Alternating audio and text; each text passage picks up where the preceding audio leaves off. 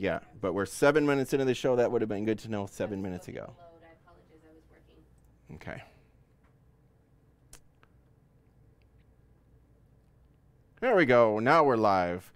Let's start it from the top, ladies and gentlemen. Welcome to the show. This is Trucking with Authority. I'm your host, Kenny Long, and for the next hour, consider me your navigator on your journey to success in business, especially the trucking business. We can talk about anything from getting started as a driver to buying your first truck, leasing to a carrier, leasing to another carrier, changing carriers, getting your own authority, pulling freight under your own MC number, dealing with brokers, finding freight, working with load boards. You name it, we can talk about it here. We talk a lot about negotiations, with a lot about rates and lanes, how to get the most money for every mile that you drive, how to add money to the top line. What do I mean by that? I mean, anytime you hear somebody say anything about putting more money on the bottom line, they're referring to your profit and loss statement. What I mean is, at the end of the year, after you've done all of your accounting, it all comes down to one page. It's your profit and loss statement. That profit and loss statement lists every penny that you've earned on the top line. That is your gross revenue. Every last penny is on the top line. We talk about the top line all of the time. We talk about how to negotiate better, how to get better rates, how to make more money, to bring more in. Sometimes we forget that after you make it, it doesn't do any good if you can't keep it. When we talk about the bottom line, we talk about all the way to the bottom of that profit and loss, all of the different deductions, the things that you spend your money on, all of your expenses, all the way down to the bottom, that last number. That's what you get to keep. That's the bottom line number. That is your money. That's what you made at the end of the year. That is really what you should be bragging about. A lot of people brag about that top number. We brag about rate per mile. We brag about how much we made on every load. We brag about a lot of things, but it doesn't matter if that bottom line doesn't match up. So if you're not making enough on the bottom line, this is a show for you. We're going to talk about why. What can you do? What are the key things that you need to pay attention to? Now, if you don't pay any attention, I promise you there is a lot of low-hanging fruit, a lot of things that you can do to improve. Improve your efficiency. Improve what you spend your money on, your expenses. What are you spending? What is important in business, and what are the wants in business, the needs and wants? What do you have, and what is it you're spending money on that you could probably pass on? We're going to talk about that tonight. There are a lot of big expenses that owner-operators and carriers can control that oftentimes they just put by the wayside. They don't think about it. We're going to talk about what those are tonight. Sometimes it'll kick you in the face. I mean, it's very, very obvious what those expenses are, but other times not so obvious. And sometimes expenses get missed. Things that you shouldn't be spending money on or that you are wasting your money on, sometimes those things are overlooked because you're just not paying attention. We're going to talk about that as well. How can we pay more attention and recognize the things that we're just literally, blatantly wasting our money on that we don't get to keep? How do we identify those things? I've got a new product here I'm going to show as well. I did a little live video about an hour or so ago, an unboxing of a new product. They are going to be a new sponsor for the show, it looks like. The Venomics device. It's the True Fuel device. We're going to talk about that a little bit. This device is pretty interesting. I see that Chris, one of our owner-operators, is on the line. This device here plugs into your ECM port in your truck and tracks all kinds of stuff. And again, the main goal, the purpose, is to save money, put more money on the bottom line. Now, there's an expense to a product like that. We have to calculate that in. If we spend money, how can we turn around and save that same money? I see Chris is on the line. He actually is one of the owner-operators leased to us here at Patriot Star, and he has this device. He's been running it for a few weeks now. I literally just pulled this one out of the box. I will be installing it in my personal truck. I'm a desk jockey most of the time now, but I am fortunate enough tomorrow, just by coincidence, I have a run that I'll be taking out of Florida up to Ohio, back to Florida. It's something that over the next couple of months I may have an opportunity to do several times, and I'm hoping that we get some good feedback on this device. So my backup truck will be on the road a little while, and I get to turn it into a bit of a test truck. So it'll be interesting because since I am running the desk most of the time, I don't get to drive the truck. My driving styles are much different, and I can attest to this. I know for a fact when I do get in the truck, I drive much differently than I used to when I was driving and watching my numbers very, very closely every week, because my attitude and the reason that I'm in that truck is different. That being said, it shouldn't be. We're going to try to identify how and why. What is it about my driving style that will put more money on the bottom line? Now, there's a few things. And the reason that I thought this device was interesting is because it's not just about fuel mileage. Of course, it's called True Fuel. That's the name of the device. The company is Venomics. The device, the product is called True Fuel. So True Fuel, and I don't mean to make this whole show a product plug, but we're going to talk about some ways to save money. And what I like about this is it's not just about saving fuel, it's about trying to maximize your efficiency. Drive the fastest you can at the most optimal fuel economy. So it might not always be about driving exactly 60 miles an hour or 65 miles an hour or 70 miles per hour. What is it? What is that optimal speed? If you're shifting at the wrong points, if you're accelerating too quickly, how much time does that save? Are you efficient, not just with how much fuel you burn, but the fuel that you do burn, are you burning it for the right reasons? If you only save a few minutes a day, but you're burning several extra gallons of fuel, why is that? How can we identify that? What can we do to try to minimize that? So that's what this device is all about. We're going to talk about some of the things that we can identify even without a device like that first. And once we realize that those are items that we can save on and those areas are something that we should focus on, then getting a device like this in place is something that we can look at.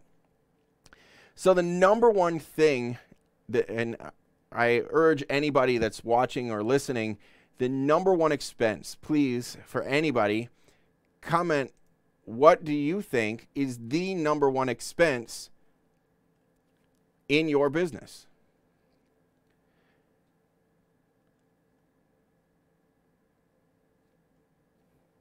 Now people are saying no audio. Do we have audio? It looks like we have audio here. Okay, so John says he's got audio. All right.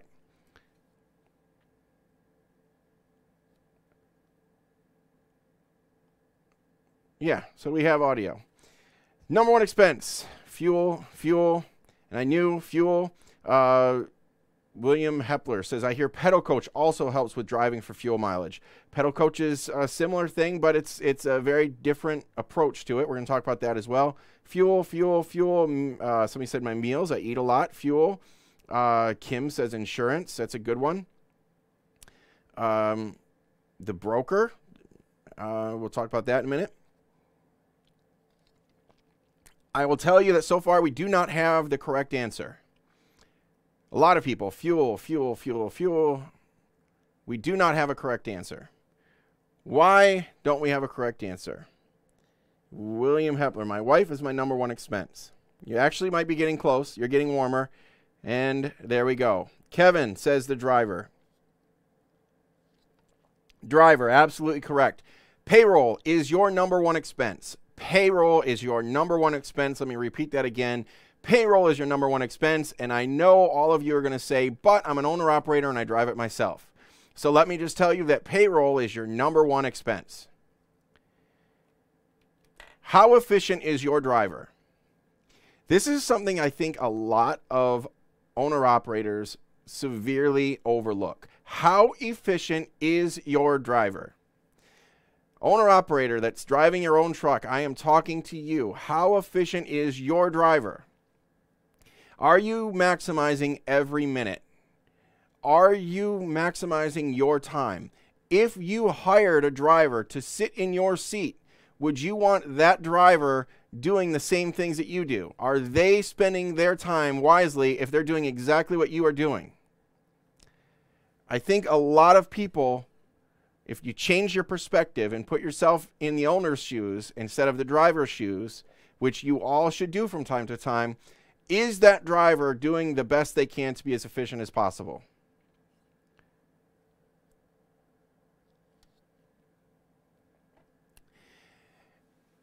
I have found, and I remember when I was driving myself, absolutely not. I was always able to improve my efficiency. How could I do better? What could I do differently? How could I drive differently? How could I, when I'm in my when I'm parked, my off time, so to speak, how could I work on the truck at the right times? How could I schedule my maintenance? How could I book certain loads? How could I run that truck more efficiently? If you hired a driver and you had to pay them a certain amount for all of their time, all of their miles, and so forth, would that driver be maximizing the dollar? Now, it's very, very difficult for me, talking to you through Facebook or over the phone is very difficult for me to tell you what you could do differently.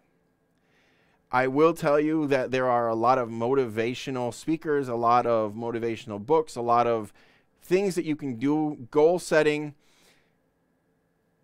There are techniques that I could show you. There are ways to stay focused. Things like vision boards, so that literally every day you stay focused on what your goals are. Things like declaration statements where every day you say to yourself, this is my goal, this is how I will get there. It helps you stay focused as a person, as a company owner, as a driver, and that focus can help. But there are things that I won't be able to help you with. Are there areas where you might look at more training? This is something that a lot of owner-operators, in my opinion, have a hard time with. Can you, if you hired a driver to do exactly what you're doing, would you look at that driver and say, you know what, that driver could use a little bit more training in this area? Maybe they need more training in negotiation. Maybe they need more training in looking at load boards. Maybe they need more training in this area or that area. Maybe they need more training in how to drive the truck more efficiently. Schedule driving time around traffic, work the hours of service in their benefit. Maybe there's more training that could be done. If you look at your driver and you say that driver could use more training in that area, and you are the driver, what are you doing about it? Are you reading books? Are you looking outside of your comfort zone to find that training? Maximize your dollar for your payroll, even if you are the only person on your payroll. There are a lot of different ways that you can do that. Focus, intensity. There's a YouTuber, I'll plug him, it's Red Viking Trucker. I've been trying to work a way that we could possibly, I could get on his show, he could get on mine, but he's running some crazy stuff now. But his phrase, and I love this, it's about hustle, intensity, and focus. And really that's what it comes down to. If you're the driver, hustle, intensity, and focus always, to just always have something you're working forward and working a goal that you're moving forward to. Don't ever find yourself stepping backwards or idle time. Be proactive. If you're going to be in business, especially when the opportunities are there. Right now, obviously, we talk about it all the time. The freight market is booming. There is a ton of money to be made. Take advantage of it. I remember in 2014, the last time we had a really superior market, and it was fantastic. And at the end of the year, Elizabeth and I had a team operation. She and I would drive together. And I looked at her and I said, you know what? We missed out on a lot of great opportunity. 2015, things started to slow down. It wasn't, as easy. 2014, she and I could have got out there and made so much money, but we didn't. We didn't have that focus and intensity that we could have had. Now, we had other things we could have been doing. We were doing other things we enjoyed. But you have to weigh that as a business owner. What is it that is most important to you? So stay focused on that. Your employees are your biggest expense. In the trucking business, your second biggest expense is what most of you said, and that is fuel. Fuel is huge. Fuel is the biggest expense. So that's what this device is trying to address. How to save the most fuel. Fuel prices now, when I looked yesterday, $3.26 per gallon. The highest they've been in a couple of years now. Fuel prices are on the increase. We had it good for a couple of years. Fuel prices were low, and low fuel prices are fantastic for cash flow because it's not a lot of expenditures, a lot going out. However, high fuel prices are better because if you can control your expenses, you can capitalize on the high fuel prices. Fuel is on your profit and loss statement is a cost of goods sold. You have to buy fuel to provide the service, to deliver the freight. To drive across this country, you have to have fuel. That makes fuel the word is slipping my mind, an expenditure that you have to have, but it's gone. Once you use it, it's gone, okay? That makes it a cost of goods sold. Your truck is not a cost of goods sold. Maintenance is not a cost of goods sold because those are an asset. When at the end of the year, you still have that truck. You still have that asset that you can use to go out and make more money. But fuel, you burn it one time and it's gone. It's a cost of goods sold. What that means is saving fuel is the biggest way to capitalize on making more money. It's the lowest hanging fruit. It's the biggest expense. But because it's a cost of goods sold, it's also an area that you can target to directly add more money to your bottom line. If you can save fuel, if you can save the money that you spend on fuel, it directly goes to your bottom line. It doesn't go into an asset column. It doesn't go in anywhere else, directly to your bottom line. Now, if you go out and you buy new tires, you spend money on maintenance, it's an expense. But at the end of the year, yes, you didn't spend the money, so you saved some, right? You may have saved money in repairs and so forth, and that's a good savings, and of course that goes on your bottom line. But it didn't go to your bottom line at the expense of another column on your profit and loss report. Hopefully I'm explaining that clearly. Fuel, though, because if you save it, it's still in your tanks. It is a direct hit to your bottom line. Hopefully that makes sense. And Jason, in the UK, it's $9 per gallon. And that's why I have not been to the UK yet. But I know we do have a lot of callers from the UK. People watch from the UK. We've got some callers from Australia. So no matter where you're from, if you're running a business that requires any cost of goods sold that you have a direct impact on saving, that money goes directly to your bottom line. So what that means is, number one expense is employees, payroll. The number two expense is fuel. Both of those things go directly to the bottom line if you can save those, okay? It's extremely important to pay attention. We're going to go to the phones real quick here. I've got several callers on. We are already about close to the bottom of the hour. We're going to go to Chris.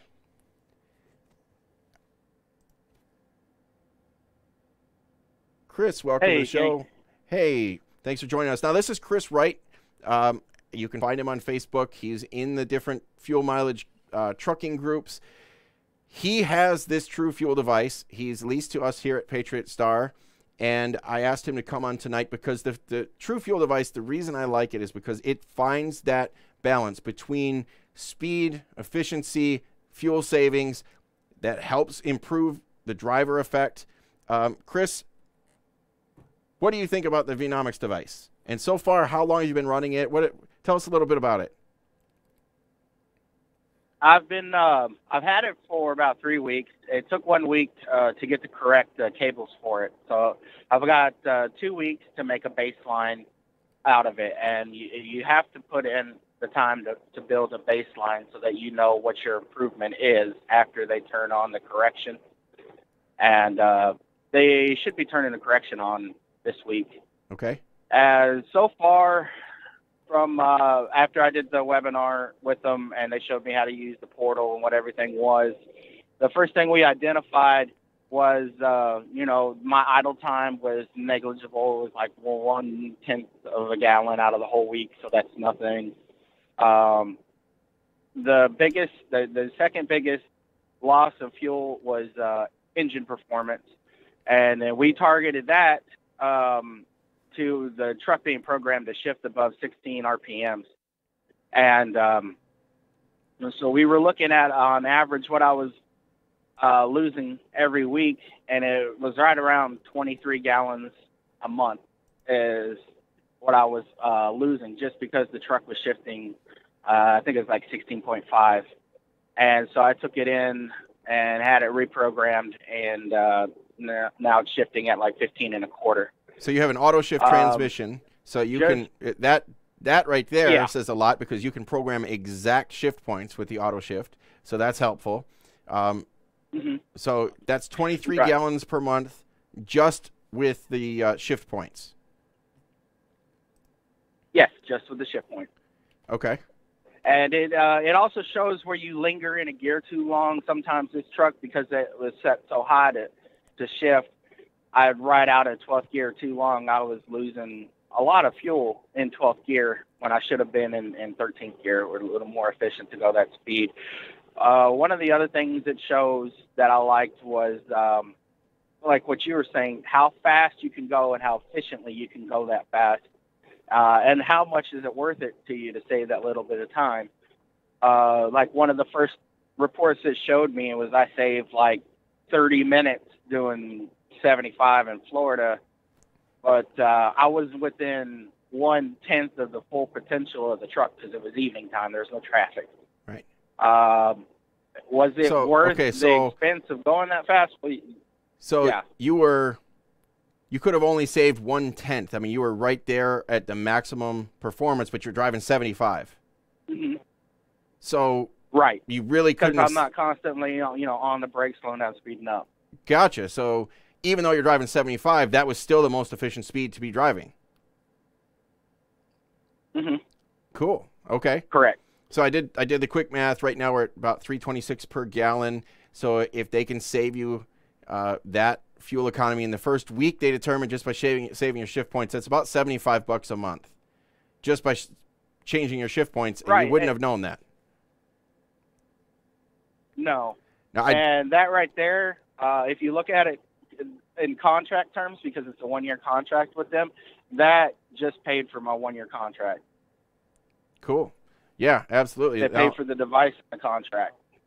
Awesome. So that alone plus. But, go ahead. Well, that alone is going to save you $75 a month, roughly. Fuel prices are going up, so the higher it gets, the more you're saving. Now, driving 75, they haven't turned on the alerts yet. How does that part of it work? Now, I'm going to have, for everybody watching, I'm going to have the guys from Venomics on a future show. They've asked to come on, so I'll bring them on and they can talk about it more specifically. But Chris is actually using the device. I'll be using the device starting tomorrow, so I'll have some feedback starting next week, and then a couple of weeks, hopefully I have some reports to show. But you said the first 2 weeks they're getting a baseline, so how does that work? All they do is they monitor how you drive the truck. They don't give you any correction. They just want to see how the driver drives the truck, because they want to see, because when they're with their bigger fleets, they monitor the individual driver performance and the individual truck performance. And a lot of the times when they introduced it, they didn't tell anybody what it was. They just had them out there driving and no corrections. And they found that the best results came after that. So it was a before and after once they started correcting. And it wasn't always about speed. It could be you're climbing a hill incorrectly. You're not in the most efficient gear to go up the hill, Okay. or things like that. Looking forward to seeing more reports from your truck. I'll be watching your truck closely, and then once I actually get a chance to see how it works, I don't think I'm going to get, because I'm not in the truck often enough, consistently enough. I don't know that I'll get enough detailed reports on mine, but I will be able to see what they're reporting on, and hopefully after the first week or so, I'll be able to actually see what the feedback features work like. Now, they haven't turned anything on, so right now you're driving, you've just got a black box hooked up, and you don't know what it's doing. That's it, right? Right. So once they turn this on, how will it correct? It makes I guess it beeps or chirps or something like that, and that's supposed to alert you, I guess, to let off the pedal, like ease off or change the gear. You can look at the RPMs and figure out what you need to do with it. But I say it'd be pretty easy to figure out what you're doing wrong. Cool. And it should be pretty simple corrections. If you're going too fast or constantly romping, like speeding up, slowing down. If you're in a heavy traffic area trying to go too fast for what the flow traffic is. Okay. So that'll be interesting to see too. So I'm looking forward to it. And the thing is, what I thought was cool about it is it's not just about, you've got products like the Scan Gauge, which is going to show you, your engine load, your average miles per gallon. You can look at your throttle position. You can look at all this different stuff.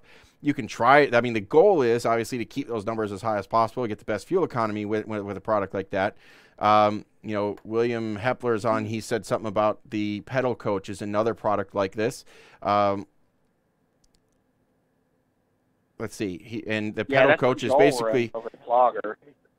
Well, what I'm seeing is this is the only product where it's going to calculate the most efficient scenario, not just like the Pedal Coach. And of course, I haven't used the Pedal Coach yet, but it's my understanding that that's basically telling you, you need to let off the pedal a little more, shift a gear so that you can lower your engine load. Same kind of information you could get from something like the Scan Gauge, where you can lower your, take your foot out of it, take your foot off the throttle position sensor, try to raise that miles per gallon, that kind of thing. I think those types of things are instant feedback, but it's not really changing the overall efficiency. It's changing the instant miles per gallon, what you're getting right now, but it doesn't tell you at the end of the day, well, you could have saved 30 minutes if you would have drove 75 instead of 65, and you wouldn't have used that much more fuel because traffic would have allowed for it, right? And that's the type of things that we're going to see with this device. That's what's kind of cool about it.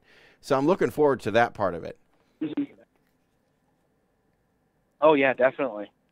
Yeah, I like that report where it shows how much time you actually saved by going so fast. And in some places, I was only saving like 1 or 2 minutes, and it really, did those 1 or 2 minutes really matter all that much in the grand scheme of the day or the week?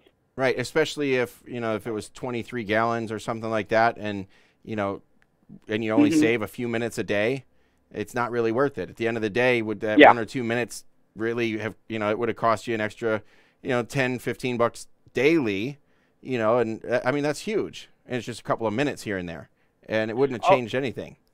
And Ed is a really good guy. I talk to him almost all the time, every day. And they just sent me an email because we tweaked the transmission. I got to do an update on my device because each device is tuned to the truck. They'll send you out a questionnaire. It's a simple spec sheet so that they can program the device to the equipment that it's going to be monitoring. It's the engine, horsepower, transmission, rear end ratio, just a simple thing. But tomorrow they're going to be pushing an update into my device to make sure that it's, completely calibrated with the transmission change. Okay. I don't know how that works, but cool. So to be as accurate as possible. Yeah. And I got to be honest, I opened this box. I didn't know what to expect. I didn't know, I haven't really talked to you much about it. This is the first time we've gotten into this much detail about it. I thought, okay, there must be an app on your phone, like the Pedal Coach I know has an app. And then it does. and the scan gauge has, the instant readout there, but really ultimately this device is all about the little beep, and just stick it somewhere and you don't have to visually watch it all the time. Mm-hmm. So it'll be interesting to see. The cord's not very long. Right. And they do have an app, but like Ed told me, it's really geared more towards the company driver. It's got really basic information. The information we're going to want is from the web portal. Right. Well, it'll be interesting to see. You don't mind if as time goes on, if I share out, and I'm sure you'll be in the Facebook groups and stuff, but if I kind of use your stuff as an example, and I'll compare it with mine as well. So it'll be interesting because we've got 2 trucks now that'll be running this. That's fine. Mine and yours. And so we'll kind of pay attention to this one going forward. So okay. I'll let you know. I believe Ed or one of the guys will be coming on in the next couple of weeks, and we'll talk about this. I want to get some feedback off of my own truck first, and then I'll have him on, and then I'll invite you back on. We can kind of have a conference call with him on the air about this. Yeah, that'd be great. All right, sounds good. Well, I'm going to put you back on hold. I appreciate the feedback on that. Like I said, it's an interesting new device. Where it came from and how it came about is kind of cool. I was pretty intrigued by it when Chris first told me about it, and then I saw him at the Transparency 18 conference a few weeks ago. It was an interesting. It's not just about fuel efficiency. It's about the overall performance and overall efficiency, saving the driver's time, saving the fuel, everything you possibly can. So now I talked about the profit and loss statement. Top line is your gross revenue. Bottom line is what we try to focus on. That's what you get to keep, put in your pocket or put in the bank at the end of the year. It's all the stuff in the middle where you can save money. Now, Abraham Lincoln, a penny saved is a penny earned, right? Every penny that you can save goes directly to the bottom line. If you don't spend it, you get to keep it. So there's a couple of things, a couple of myths or so forth that I'd like to kind of get over. Number one, if you spend it, you get it back in taxes. Not really. Let me explain a little bit about how that works. If you spend money and you buy something, let's say you buy something, especially if it's something like fuel. Who cares about fuel? It's a tax write-off. I've heard people say the same thing about broker fees or about bank fees or factoring company fees, or who cares? It's a tax write-off. Well, I care, and I'll tell you why. If I spend $1, I get to write that $1 off at the end of the year. What that means is I tell the IRS that I don't have that $1 anymore. Just, you can have it. Forget about it. It's no longer my $1. I'm not going to pay tax on it. Most people are in that roughly 30% tax bracket, which means I'm not going to give an additional 30 cents to the IRS after I spend that $1. So I gave the $1 away. I don't have to give the IRS an additional 30 cents. Or I can keep my $1, put it in my pocket, and at the end of the year, I will give the IRS 30 cents for that because they gave me the privilege of keeping that $1. If there's a product or something that you absolutely need, if you need tires, your tires are worn out, buy them. If there is something that you can't do without because you need it for your business, we have to have a truck, go buy a truck. But don't spend money just to spend money. If you can save it, you can keep it. Now, and the more tax you pay, the better, because the more tax you pay, that means the more money you made. The goal is to make more and keep more in our pockets at the end of the year. Now, some ways to do that are, if you need the product, the services, the product, whatever it is, if you need tires because they're worn out, or you need to make those engine repairs or the truck repairs or what have you, spend the money because you need to. But don't go just because it's the end of the year and buy a bunch of chrome and buy a bunch of products that you don't need just because it's a tax write-off. Fuel is one of those things.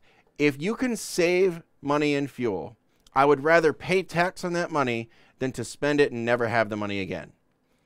So there are people out here that are driving these bricks, that are anything but aerodynamic. They're driving them as fast as possible, climbing hills as fast as they can, bragging about their horsepower and how much black smoke they can blow. But at the end of the year, all that extra fuel is spent. They don't get to keep it. It's true, they don't have to pay tax on it. They get to write it off, but they don't get it back. So the first myth is that you get that money back at the end of the year when you write it off, and you absolutely do not. It only means you don't have to spend more money after you keep it. So be careful with that thought process. The other one is that you can do this without tracking anything. One of the biggest issues that I see when I do seminars or when I do personal coaching or any of the above, when I talk to people one-on-one and I ask somebody, what is your cost per mile? Most of the time they draw a blank. What is your cost per day, your cost per mile? Blanks. Because they don't know. Or they'll give me, it's about $1 a mile, about $2.50 a mile. What do you need to move this load? I need about $2.50 a mile. No, I said exactly. What is your cost to move this load? It's about this. It's about that. You should know exactly what your costs are. What did you spend in maintenance last year? You should know exactly what you spent in maintenance last year. What did you spend in maintenance last week? You should know that. If you don't know that, you don't know where you can save money. What is your fuel mileage? If you don't know that, you don't know if you can save money. All right, so one of the questions here is, William Hepler, if the driver's already doing 9.5 miles per gallon, John Mack says, I'm doing 6.9 miles per gallon. My secret is taking light loads. Okay? There's a couple of things with that. Not every load is light. If the driver's already doing 9.5 miles per gallon, is it worth it? There's always room to save. Now, I know speaking to William Hepler directly here, I know you have a very efficient truck. I know you know how to drive it, but there's always room for improvement. There's always various things you can do. Now, a lot of the newer trucks are programmed and designed for fuel efficiency. But I will tell you, Chris he has one of those. He has what should be a very efficient truck for what he's doing. And right off the bat, this device was able to save him about $75 a month. Now, do you need this device? Absolutely not. Is there room for improvement? Yes. There's always room for improvement. There's always something you can do better. Where is the point of diminishing returns?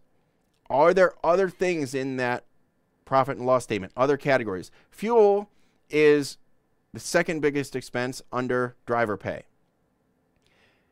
But if you have other areas where you could save more money by doing less, absolutely tackle those first. For most people, fuel is the low-hanging fruit. Without a pedal coach, without any kind of fancy devices, without anything else, the number one thing you can do to improve your fuel economy is to drive slower. Not just slower cruise control speeds, but slower overall. Drive slower through town, drive slower getting on and off the expressway, shift slower, jackrabbit starts, try to drive slower overall. Your average speed overall should come down. Without any device, that almost always will improve your fuel efficiency. Here's the problem. We were just having this talk. A couple of my drivers were in town today over the past couple of days, and they were saying, well, this other driver likes to drive 70, 75 miles an hour everywhere he goes because it gets him that next load. Now, this is what we were talking about a little while ago. Yes, driving faster can save you time. As Chris was saying, he drove 75 miles an hour. It only saved him a couple of minutes per day when you calculate in the traffic.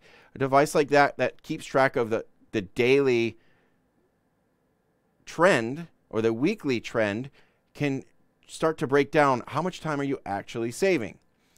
When you look at one of these type of devices that it tells you, let off the pedal. You can improve your fuel efficiency right this minute by letting off the pedal. What it doesn't tell you is if you stay on the pedal a little bit longer and you save a few more minutes today, you might save a few more gallons later on because of the trends of your habits.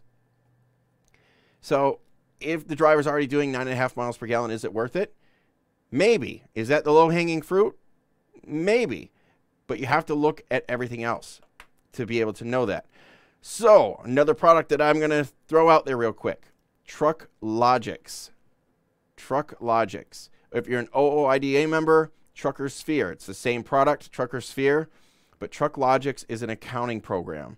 I love this program. A couple of my drivers just started using it. Multiple different levels. You can use it to track all of your numbers. It tracks literally everything. You can track your fuel mileage. You can track your expenses. You can track everything. And it will print out that profit and loss report that we were talking about at the end of the year. But if you don't track it, you don't know. Now, Trucklogics is only about $8 a month. It's $1 a month more to if you have your own authority. That's all it is, $8 or $9 a month. It will track everything you need to do. It'll print invoices. It will track all of your expenses. It'll track your fuel economy. It has an app on your phone. Everything you need it to do. If you're not tracking anything now, you need a system like that. You could do it on paper. You could do it on a spreadsheet. You could do it in a notebook, however you want to do it, but you have to do it. And I can tell you that if you don't have a system in place, you're not doing it. You might tell yourself, yep, I can do it on paper, and I'm not going to pay $8 a month for this service, that's accounting program. I don't care what it does. I don't care how cool it is or what kind of features it has. I've got my pen and paper, and that's great. And if you use that pen and paper, I encourage you to keep using that pen and paper. But what I have found is almost everybody that has a pen and paper, they're not using it. If you have a device like this, it's on your mobile device, you can quickly pull it out, put your numbers in. You get your weekly settlements if you're leased to a carrier. Put their 3 categories in, your revenue, your expenses, your fuel, and so forth. Done. That's all you need. Takes you 5 minutes a week. Simple and easy. You stop and get a repair, quickly pull that app up, put that expense in. You stop for fuel, quickly pull that app up, put that expense in. It's easy, fast, done. After a while, you start to see the different trends. I spent way too much money on fuel this week or this month. I spent way too much on maintenance this week or this month. I just bought tires and spent this much last month or last year, and now I'm buying them again. I only got this many miles on them. Why is that? You can start to recognize trends. Is 9.5 miles per gallon worth it to buy a device such as the True Fuel device? It could be, but if you have an accounting system and you can look and see what your cost per mile is in every category of maintenance, of even driver pay, of fuel, of everything along the lines, you can see where the lowest hanging fruit is. That's the best way to determine that.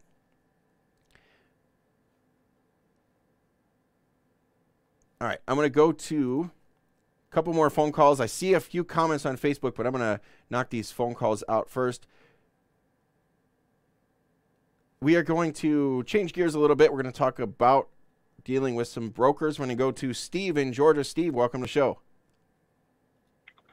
Hey, Kenny, thanks for taking my call, and I appreciate everything that you do for us drivers.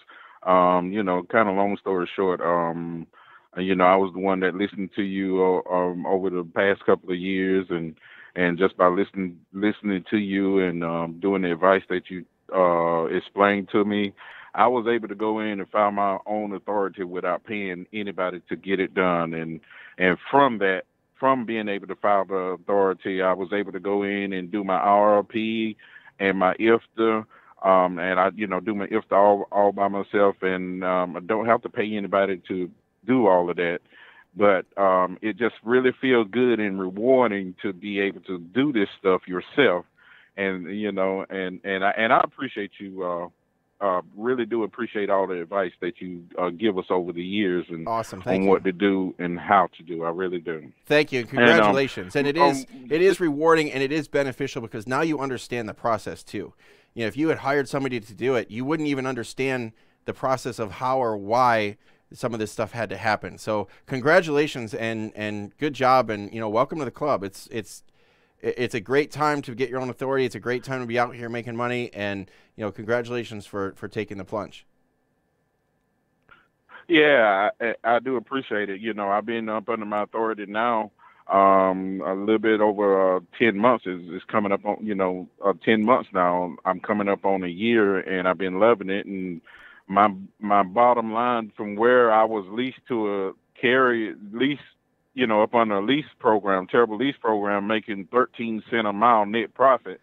Now, with my own authority, my net profit is 93 cents a mile. Awesome. And I'm gonna be honest with you. I don't run as hard as I used to, and don't push myself like I used to because I don't have to, And so, but the question, to get to my question, and I wanted to get your opinion. And I'm all about building relationships, and I'm all about building, good relationship with different brokers, and I'm also working along with a shipper. But the counterbite to the broker question that I have, I've been kind of noticing a trend that's been going on with the brokers. I build a good relationship with them. They love working with me. I love working with them. And, and able to do a lot of the loads. And see, one of the things that I don't do, I never did from day one, was factor my bills. Oh, that's good. I don't factor my bills. And so what I'm noticing the trend is, and me and one of my brokers, been talking, and we've been talking, and he kind of give me kind of a depth of a trend that's going on that I notice is that if a company, let's just say, I build a relationship with the broker and everything's going good.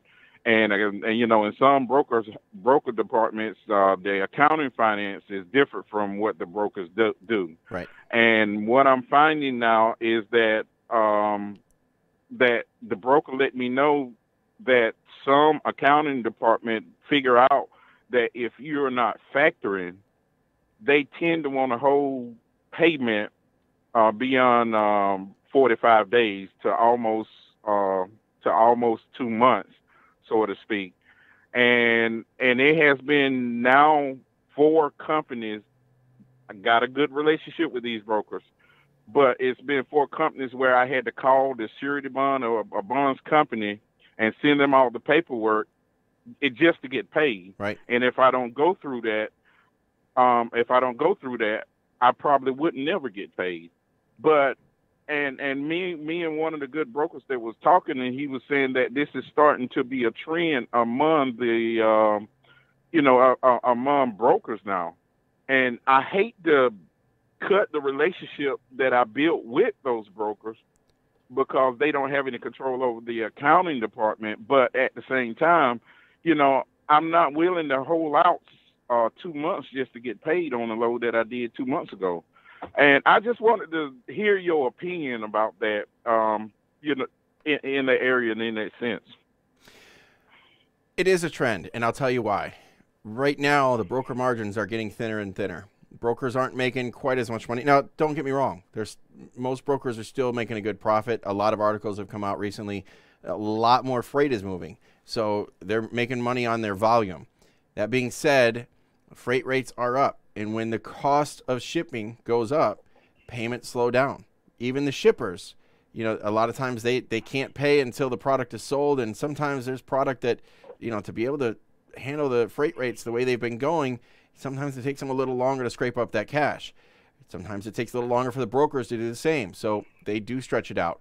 I will say this, even as a broker myself, I do give, because it only makes sense, I do give factoring companies preferential treatment on getting paid because factoring companies will report to credit bureaus. Factoring companies do that. Now, that being said, I'm going to say I'm very fair. I want to make sure everybody gets paid as fast as possible. I think, there's an integrity side of every brokerage. It sounds like you're working with some of the bigger ones where the accounting department is, further separated from the people that you're actually talking to on the phone. And what I can say is it's going to come back to a little bit of the contract negotiations. When you set up with any broker, pay attention to the payment terms. And let me ask you this, and I'm sure you've heard me say this before if you listen to the show. When you set up with a new broker, what are the payment terms for most of them? Most of them are 30 days. And in a contract, what does it say happens if they don't pay in 30 days? Well, Exactly. you It got doesn't a say point anything. there. Yeah, It doesn't say you anything got a in that point. contract. So Yeah. we have taken this to, to the accounting offices, to the legal departments of several brokerages. Most of the time in a broker carrier agreement, it will say broker agrees to pay carrier in 30 days, period. Next line, the next section, and they'll go into claims and losses and everything else. Broker, that's it. That's all they say. So my question is, what happens if they Right. don't pay in 30 days? I see that you agree to pay me in 30 days, but what if you don't?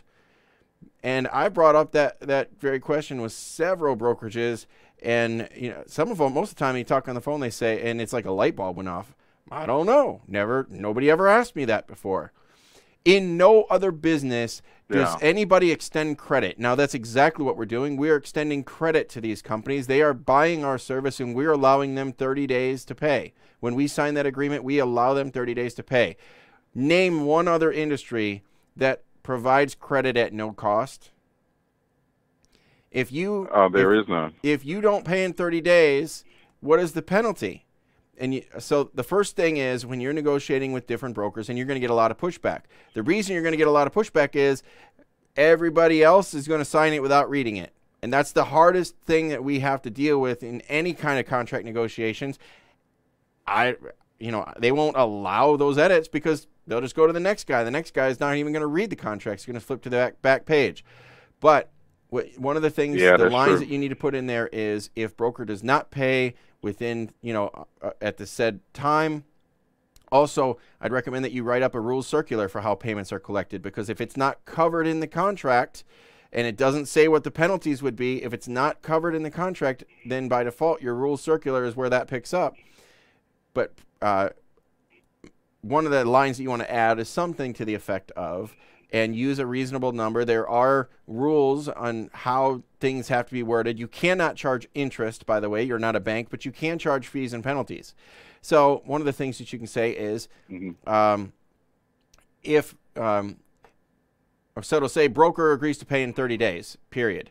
Next line, you need to add this with your red pen and say, any amount not received by carrier at date due is subject to, name your price, penalty, subject to a 2% fee, processing fee, with an additional 2% fee thereafter, each 30 days thereafter.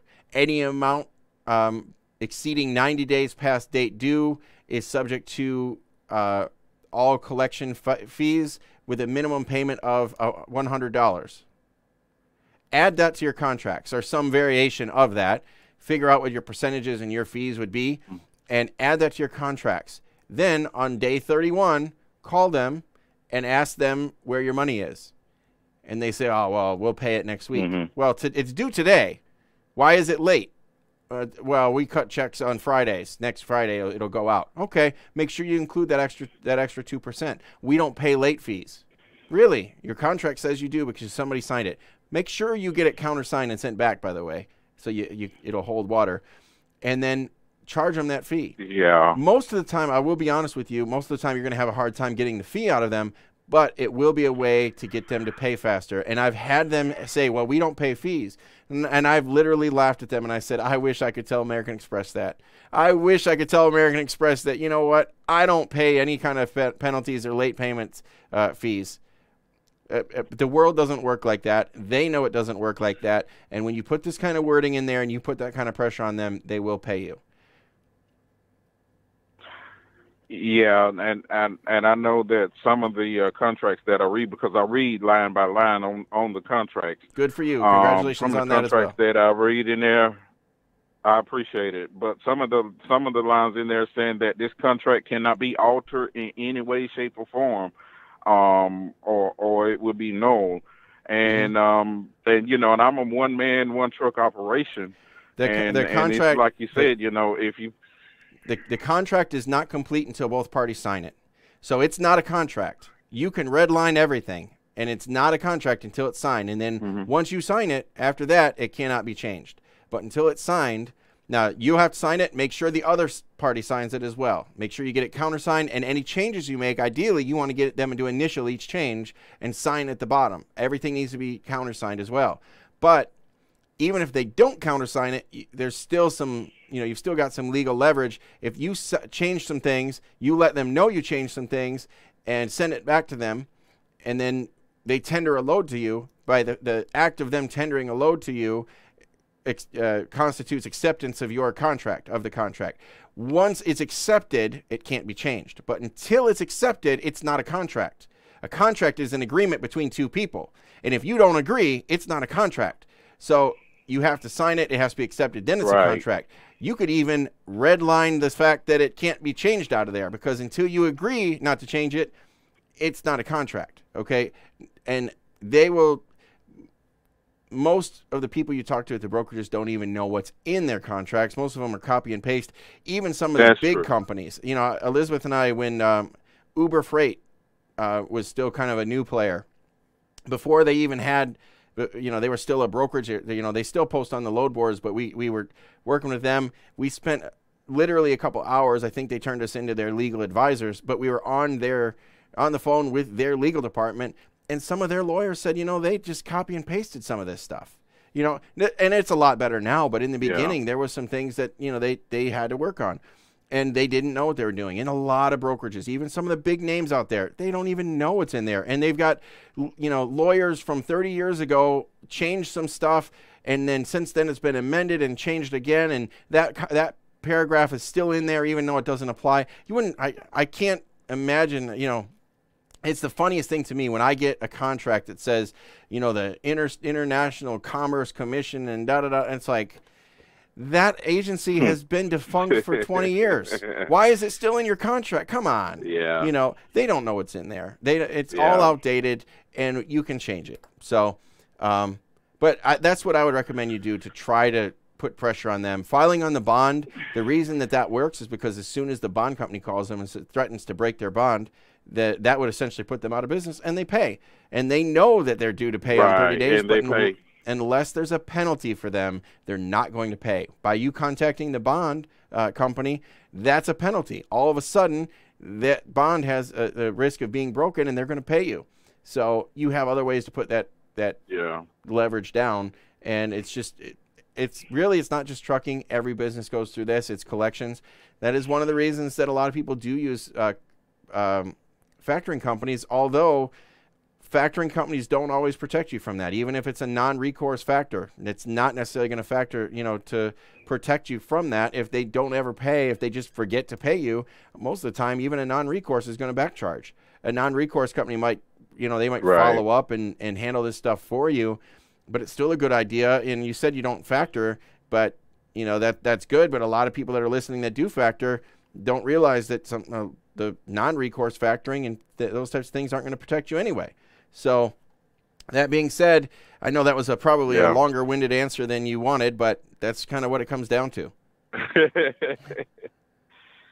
I do appreciate it. One of the things, because it has been a couple of times where a contract come over and I mark it out and send it back, and they is like, no, we can't alter our contracts, in which I don't sign the contract, because to kind of give you what I went through with one contract, it was saying that if something happened to the load, to the cargo, to the effect of they will not file it on my insurance claim, but they will come and repossess my truck and try to sell it to get the money off the cargo claim, which was ludicrous. Absolutely. And it was all jumping up in all those words and stuff like that. And I marked through that and sent it back. And they was like, well, you can't alter the contract. And I'm like, well, I'm not going to sign this contract. And I think, and that's one of the problems that I be fearful of running into, that they was like, well, you alter the contract, so we're not going to accept it like it is. And, and I have to spend days and days trying to find a broker or something like that to be able to alter contracts like that and have it signed and come back in. I'm not saying this is not out there, but trying to find it is like a needle in a haystack. Yeah, and I know when a one-truck carrier doesn't have the leverage, we alter just about every single contract now that we work under. And if they won't accept it, we ask them why, and we negotiate it with them. There are some terms that we'll accept. Obviously, we redline everything possible. Everything that's not in our favor, we redline it. There are some things they won't accept, but there's other things that they're willing to go on. And then there are certainly times, if we have a truck that's in a certain area and I know that they need this load, we just tell them, look, we're going to accept it this time.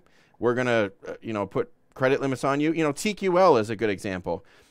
We've got several flatbed step decks now, and TQL has a lot of freight. And, a few weeks ago, I was looking at our agent reports, and, they owed us a lot of money. And TQL has a contract that's, it puts you at a lot of risk, especially if there's a lot of outstanding money there. So I told all of our guys, please, I'm not going to cut them off, but please do not make TQL the priority broker for a while. And, they backed off quite a bit. And we look at that. Yeah. And we put credit limits on.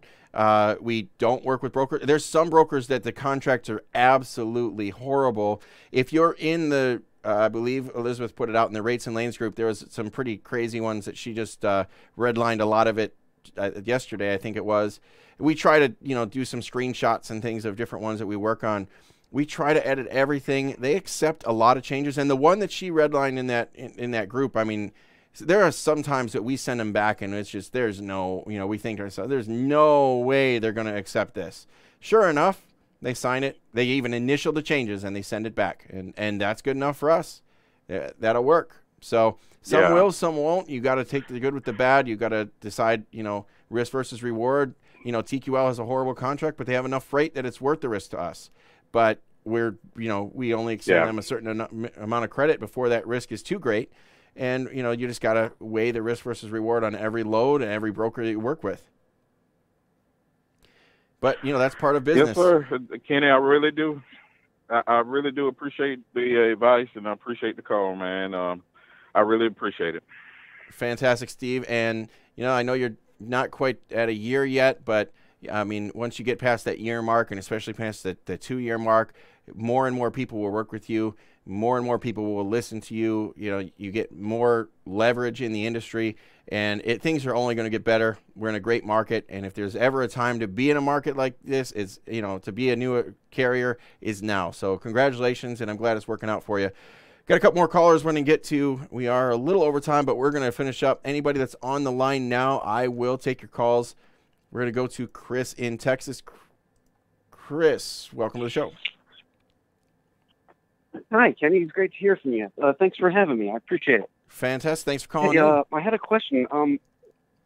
Thank you. Hey, I've been listening to you for a while, and I remember once you said that since you're based out of Florida, which is where my father's from, he lives in Ocala, right down the road, your insurance, that's one of our biggest expenses. You said if you could move up to, I think it was Maine, you would move your company there and have your insurance be a lot cheaper because it's not in the state of Florida. Well, I happen to live in Texas. My father's in Florida, and I have a business here. It's just a blank business. I just have the truck under owned by this business. I lease it to the Florida business where my dad lives. And we're thinking about moving our authority over here to Texas and seeing what our insurance options might be. But I really don't know how much money would be able to save doing that, or if it's even practical. What are your thoughts? Okay. Well, a couple of thoughts. First thought is, moving the business just for insurance purposes is risky. It's in some ways not even legal. So you're not moving it for insurance purposes for the purposes of this call. That being said, you're going to save a ton of money on your car insurance. Okay. Your insurance prices. Now, the problem is you have to weigh all of the other things that go into that. You brought up Maine. Maine has the cheapest insurance in the country. They really do. It's the auto insurance part of it. I am going to have my insurance guy who's based out of Florida here. I talk about him all the time, Brad Allen from Hadley and Leiden. He's going to come on. He said he'd come on. I mean, he's been bugging me to come on for over a month, but I've just been so busy I haven't had time to set it up. The problem is 3 years ago, there were about 30 companies that could write truck insurance, commercial truck insurance. In only 3 years, we're down to about 13. I remember you saying this. There's like 13 now, right? 13, correct. Yeah. And, there might be different, companies in different regions of the country, but, we're talking about the Southeast region right now. And for the most part, that's the trend across the country. The competition has driven rates up. Now, Maine is still one of the cheapest. Ohio is also cheap. You know what Maine and Ohio have that Florida doesn't have? Lack of tourism? Yeah, and that results in tax issues.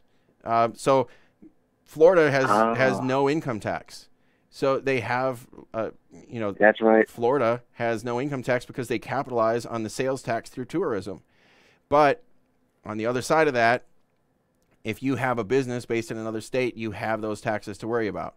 Now, you said Texas. Texas is, Yeah, I live in Texas. also no income tax, but you have some other issues. It may not be a whole lot better for insurance.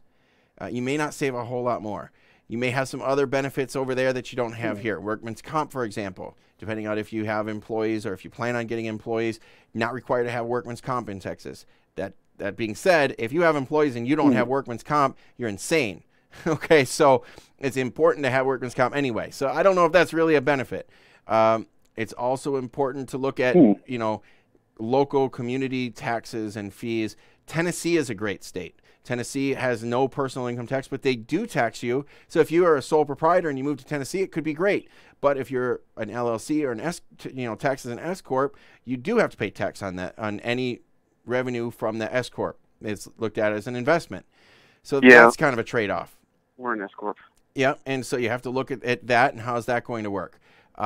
Also in Tennessee, you have personal property taxes. I don't know if Texas has anything like that as well. And other things. Florida, one of the reasons Florida is really expensive is we have the uninsured motorist coverage that's mandatory here. I don't know if Texas has that as well. You could get some quotes. Now, if you're running your business out of your father's address here in Florida and you physically live in Texas, I don't think it would be a stretch to legally make that change.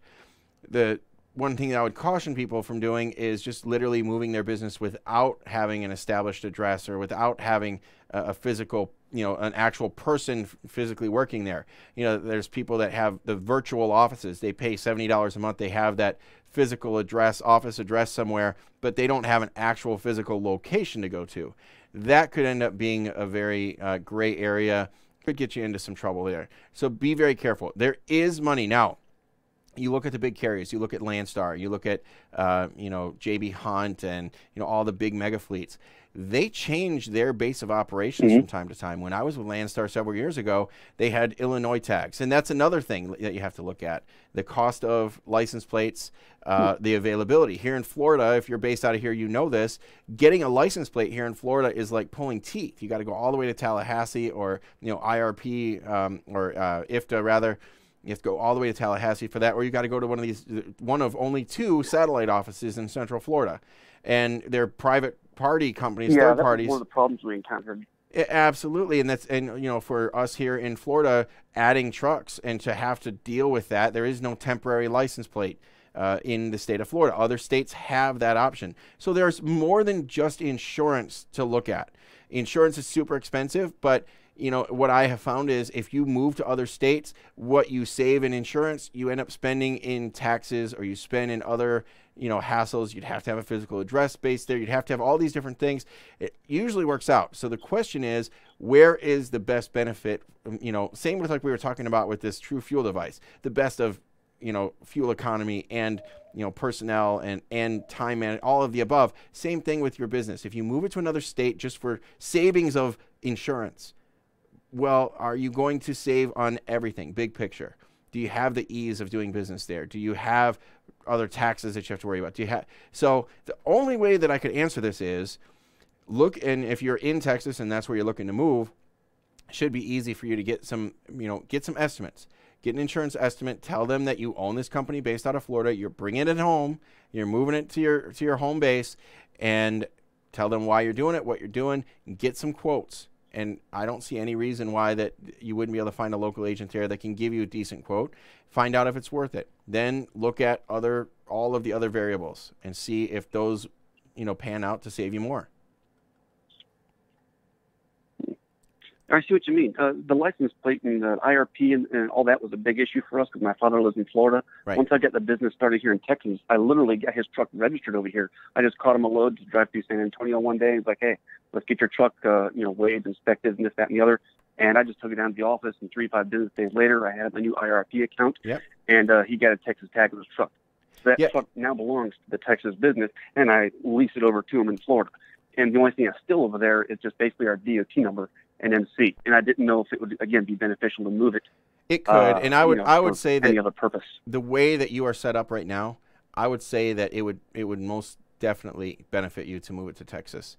You have all the tax benefits, as far as federal level tax benefits that you have here, state level rather. You're still, it's a lateral move, but I think it'll ease up on a few of the restrictions. Florida is a very, very friendly state for business, but so is Texas. For trucking, I think Texas might just be a little better for a few different reasons. So I would get some quotes and see, but I think you might be making a good move. Hey, thanks, Kenny. I really appreciate your time, sir, and I appreciate it. Thank you very much, Chris. And we've got one last caller here, and then we'll get to some comments on the other channels. We'll go to Tim in Florida. Welcome to the show. What's on your mind? Hey, man. How you doing this evening? Good. What can we help you with? I just wanted to reference to your fuel economy when you were talking a while ago, and you made reference to the big block trucks and that sort of thing. And I guess I fall into that category because I drive one of the classic, 379 Pete's, big horsepower Caterpillar, that kind of thing. Now, I'm a one-truck dog and pony show, okay? And fuel economy is crucial. I agree with you 100%. And I pull a flatbed. Some loads are big, some loads are not, and all that. And, speed, rolling resistance on your tires, idle time, all of those things factor into weather condition.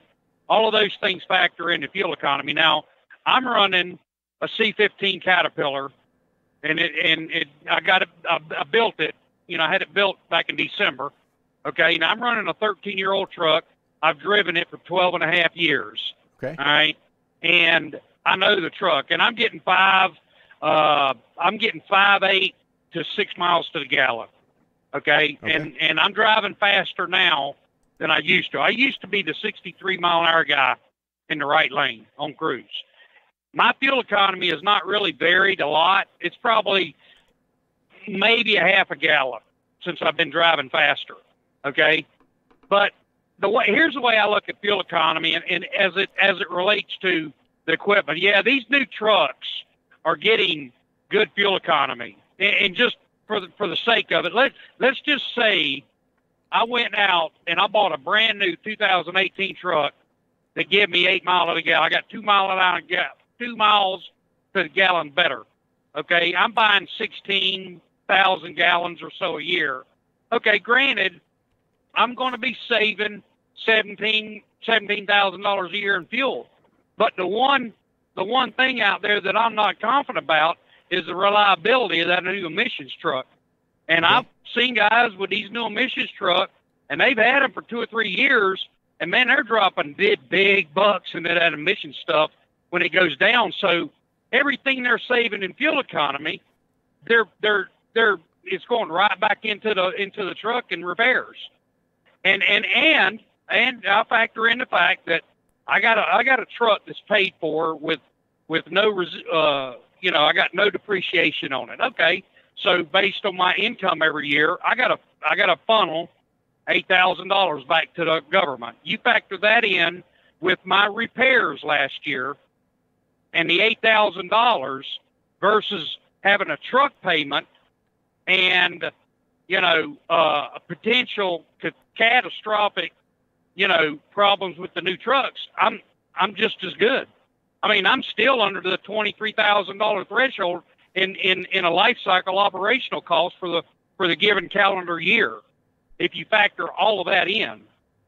So used to reliability wasn't an issue before all the emission controls started coming in. Right. But I think that's got to be in the conversation too.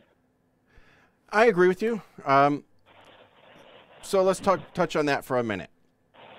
So we know the different phases of the emissions control stuff. So started in 2002. All right. So from 2002, they had to get some low NOx settings in the ECM. In the next phase of that was 2004. You started seeing that in late 2003 engines. 2004 put the EGR systems on to try to lower the emissions more. 2007 engines, you start seeing them in the 2008 trucks. You put the DPF. That's the filter that catches the soot.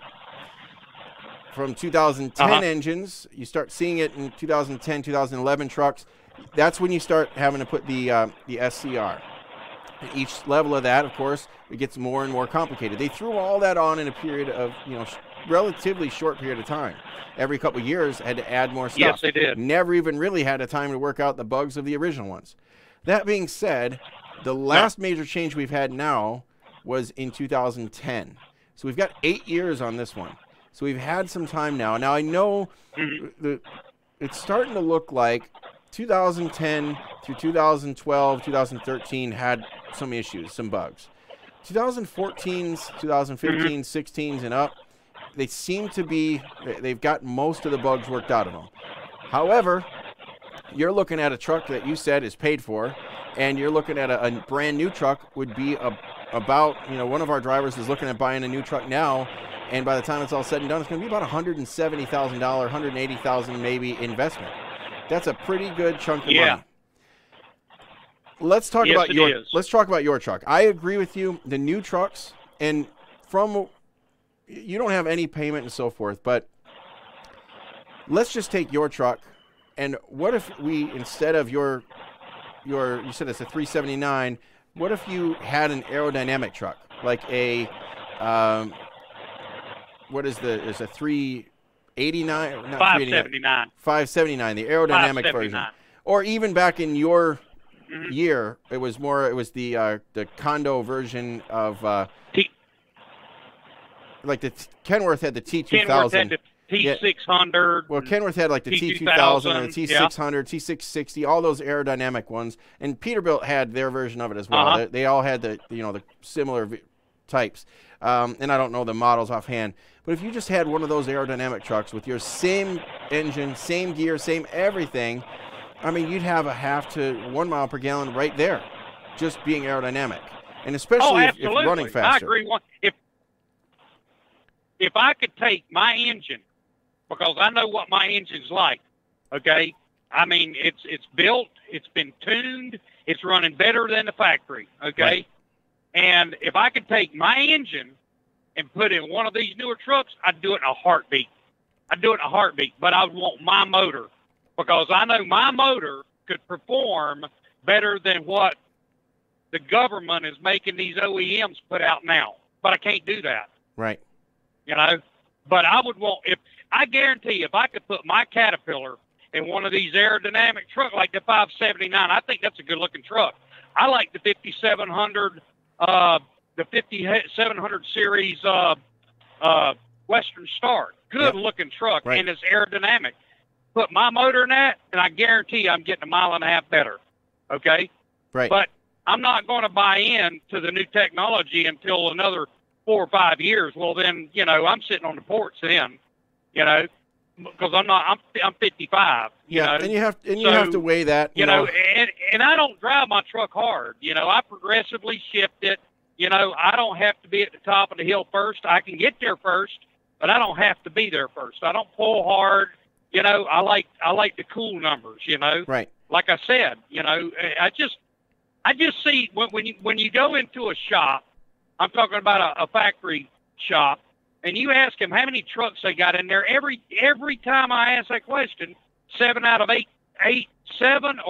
out of every 10 trucks in their shop is new trucks sitting in there with emissions problems. And I'm just afraid that's going to put me out of business. Well, how about this? Pure and simple. What if you had your engine in a new truck? Would that be good? Isn't that what you just said? I just told you that. If I could take my motor and put in a new truck, you can. Sure, you could get a glider. Where can you do this at? You could get a glider.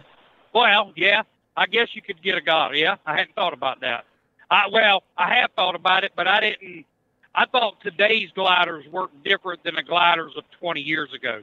Where you have to buy the whole package in a reman. No, you can buy. I would consider that. Yeah. So I mean, there's different things to weigh here. You got the whole truck. If you put it in a glider, you're still talking about $125,000 investment. Your truck is paid for. You're within 5 years of retirement. Right. Could you put it in an aerodynamic glider, pick up a mile and a half to the gallon, and and save that money? And you'd have to do the numbers and figure that out. But even with just the truck that you have now, could you drive it better? Could you do it a little more efficiently just with what you currently have? You probably could, and I'm sure that it sounds like you put a lot of effort into trying to save what you can, but at the same time, could you do better? And there's always room for improvement. Even with a 379, a friend of mine had a 379. He had a C16 in it, and he was still able to get nearly 7 miles to the gallon with it. So it was just all about how he drove it and how he spec'd it out. Right. And see, I'm a proponent, and I have always said this from way back when. I think you can get as good a fuel economy with big horsepower versus small horsepower. Like that C16, that's a true 600 horsepower engine. Right. But I knew a guy that had that motor, and he was getting as good or better than I was. But because he wasn't using it's how you that drive power it. On demand. Exactly. It's how you drive it. It's what you do with that power. And that's, goes back to what we were talking about in the beginning with this True Fuel device, about how you drive it, how you shift it, how hard you are on the pedals, all those types of things. But there's no denying 90 seconds. The basic physics of driving slower is going to save fuel, keeping out of the pedal is going to save fuel. To create power, you gotta burn fuel to do it. And so we know all of those things. Physics will never change. How will you use it? The time we save, because maybe you could look at it and say at 6 miles to the gallon with what I'm doing and the time that I'm making, it makes sense to only, get 6 miles per gallon. Of course, I want to do everything I can to get better than that if I can save the same time. 60 seconds. If that means getting a more aerodynamic truck and so forth, but you have to look at the big picture. You got to factor everything involved in that. I mean, you just do. Now, if fuel gets up to $4 a gallon, the higher it goes, for every 50 cents a gallon it jumps up, I mean, your fuel cost is going up 5%. So you got to look at it really seriously, And a lot of these guys, they will not cut the motor off. They got to run against the fuel pump. They got a 20-mile-an-hour headwind, and they still got to run 75 miles an hour. Right. I'm dropping a half a gear, and I'm 55 miles an 10 hour. I'm just seconds. not going to push my equipment that hard. It's just not worth it in the long run. But I've always been one of these that you trade on your 42-month life cycle, and you trade out and you trade out and you move up and you move up. But the cost of equipment has gone up faster than the money that we're making per mile. I mean, back in the day, way back in the day, it was fuel was $1 a mile or $1 a gallon. You're making $1 a mile. You're paying $100 for an oil change, and now it's reciprocated. I mean, the rate per mile is not staying up with the fuel cost. If you got a 25% fuel cost right now, you're doing really good. In today's $3, $3.30 a gallon fuel cost, a lot of 4 years ago at $3.25 a gallon, your fuel cost is about 37% because the rates wasn't there to compensate for it. But that's just my take. On your Truck Logics, are you talking about the company that's based out of Rock Hill, South Carolina? I believe so, yes. Well, I concur with you. I started with them because I looked for a web-based program, and because I was using a hard drive-based program, I wanted a web-based that had great invoicing. Right. And, I got their $30 a month package. And I'll go one step further. Their customer service is by far great. I mean, I call them up with a problem, and 9 times out of 10 when I've called them, I'm the one making the error on the data. And their program is fantastic. I love their reports, and I can't give them nothing but a grade A, man. I agree with you. I've been very impressed. I am not currently using them, just for full transparency, but if I was just getting started right now, I would definitely be on board with them. I'm going to see if they have any interest in coming on the show and we can discuss it. I think they are, right now, they are the number one especially because of the way they have a different level to grow with you. So if you got started leased to a carrier, you know, you've got all the ability to run all your numbers. You go out and get your own authority. You just add the ability to do invoicing. Segue. Yep, and you add a second truck. It's got the ability to handle multiple trucks. You get up to a fleet, and you know they've got a version 15 or more trucks. They've got all kinds of reporting. They even have scanning right in their app. All kinds of features on there, and it's so affordable. I don't see any other beautiful. company that's that affordable. I don't either. I mean, I created a lot of spreadsheets, and I went and had them, you know, protected under they're in the halls of Congress, and I had a software envisioned just like this, and I got some ideas that I want to throw to TruckLogix that will make their programs even better, because they're not doing some things that I think that they could be doing. You know, they probably haven't thought about them, but that's for a later conversation. And they're open to that input, which is great too. You know, they've talked to me about a few different things, and they're open to listening to the issues and things, and they're always trying to improve it. And I really think right now they are the leader in that field. You know, I think so too. I looked for 7 months, and I picked them out because I like their program. I really did. I it's completely really good agree. stuff. Yep, I agree. So I appreciate that, Tim. I enjoyed talking with you tonight. And I didn't mean to cut you off there, but I really appreciate you calling in tonight, Tim. Thank you very much for the support. Thank you all for the support.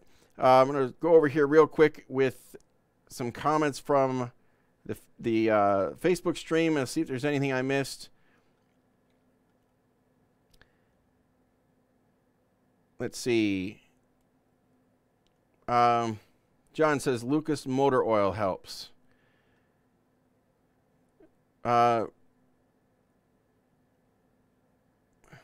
Let's see. I'm not a big fan of any oil additives. I think oil additives, especially Lucas, it tends to just thicken the oil. It's not known for improving fuel efficiency. It's good for sealing leaks and reducing oil consumption, but it's not all that good for fuel efficiency. So be careful with any additives, especially something that's designed to thicken the oil like that. What is the cost of the program Chris is using? So this I didn't even get into the cost. We're going to talk about that on another show, but I'm going to throw it out there. It's a couple $100s for the actual unit itself, and then there is a monthly service fee. Like I said, it does have a phone SIM card in there, so it is connected. It's got its own data connection, and that does have a monthly fee, and it's about $30 per month for that. And that includes all of the back office support. They will actually contact you when they have things that they'd like to inform you of. They've been working very closely with Chris. They're going to start working with me as well on how, you know, to read the different reports and show you those. And there is a cost to it. One of the things that I asked them when I met them at the Transparency Conference, well, what happens is once you get everything dialed in, you learn how to drive, what happens?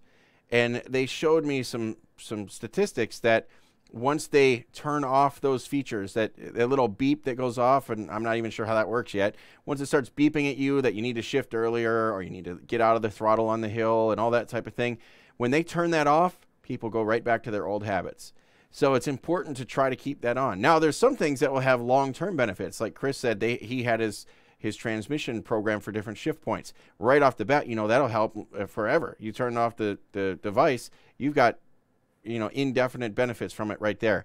But there are other driving habits that you just get back into without the device. So that's how they try to convince people to stay with them, but we'll see how it works. If you've followed my show for any length of time, you know that I am not a big corporate sponsor-fed type person, and I will tell you how it is. I remember I've had some sponsors, that came to my event, we put on back in October, the drive, and, I told them right to their face while I was on stage that, this is the problem with your product. This is one of the things that I don't like about it, and I don't have any problem with that, and I will do the same with this device. I'll tell you right off the bat, this is the box they came in. I'm going to talk to them about that. They could use some better packaging right off the bat from there. So, there's room for improvement with everything. Room for improvement with fuel economy. There's room for improvement with their marketing and the other things that they do. William Hepler says, I'm actually using Mystic software by Nastic. It's kind of the same thing, talking about the TruckLogix. Mystic is a pretty good program. Let me touch on Mystic. I have been using Mystic for a while. They are, sometime later this year, Mystic was one of the very first of its kind. They were one of the very first to have a web-based portal that does what it does with invoicing, with settlement sheets, with all that type of stuff. They were one of the very first. Unfortunately, being one of the first means they are also somewhat antiquated. There are some of the aspects of their programming that they cannot bring up to date. Because of that, this fall, they're scrapping all of it. It's all going down the tubes. They're scrapping the entire thing as it exists right now. They said sometime September, October timeframe. They are bringing out an entire new system, brand new. I was just yesterday on the phone with them. Not a single line of the old code will exist in the new program. They are scrapping the entire thing and starting from the ground up because their system as it is now is antiquated, and they are redoing everything. Let me put this on there. If you're using the reporting features of Mystic, and this is one of the reasons why I'm getting away from Mystic already, the reporting features, if you look at settlements, for example, and you go back in the history, it recalculates the settlements based on current information. So if you create something from earlier this year and you change it later, the reports are freshly created. So there is no history of what you did. So that's one of the problems with Mystic as it currently stands. And I think they're going to try to fix something with that in the next couple of weeks. But it's a big problem if you're using that for your history to look back. One of my drivers came in here and there was like a $6,000 chunk of things missing. And, we were trying to figure out what it was. The settlements and reports that we sent them, over that 6 months showed the correct numbers, but because we changed something, the way that we were doing trailers and we went from big road to keep trucking and that type of thing, and we changed the amounts that we were charging, and the history of those reports is all wrong. It creates new reports correctly. So every day when I create new reports, it's correct. But if I go back and I try to look at, did I miss something back then, 6 months ago and so forth, the reports are wrong. So be very careful with using Mystic with that. That's one of the things that they know about it. They did not put anything out about it. They did not put out a bulletin. I think they should have. And so this is it. Be careful with the historical reporting features of Mystic because they could be wrong. Creates new reports off old information, and that means your old reports are wrong.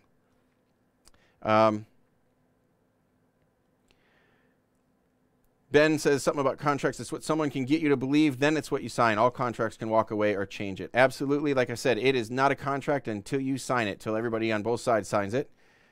By the time the contract is done, the load is gone from Curtis. Says as far as negotiating contracts, we have never lost a load, ever. We always take time to negotiate the contracts. We have never, ever lost a load because we negotiated the contract, ever once, not once. We have lost loads because we would not sign the contracts. We have turned away when we decided we would not do business with that company. But we have never, ever lost a load because we took too long with the contracts. That is one of my biggest pet peeves when people say that. I've had people say, I got to fill out the contracts quick. One of the negotiation tactics that brokers will use is to tell you that you don't have time to read the fine print. All that is horse pucky. Read every line of the contract because I promise you some of these you are signing your life away. And don't do that. I have never lost a load. We have currently 19 trucks. We're going to have 20 trucks here in the next couple of weeks. We currently have 19 trucks running, and with 19 trucks running, booking 19 or more loads every single day. Just today, we probably filled out 7 or 8 new contracts. We renegotiated every single one of them. Not a single one of those loads did we miss because we took too long with the contract. So that is a completely false statement. You have all the time in the world to negotiate those contracts. Do not let them put that pressure on you.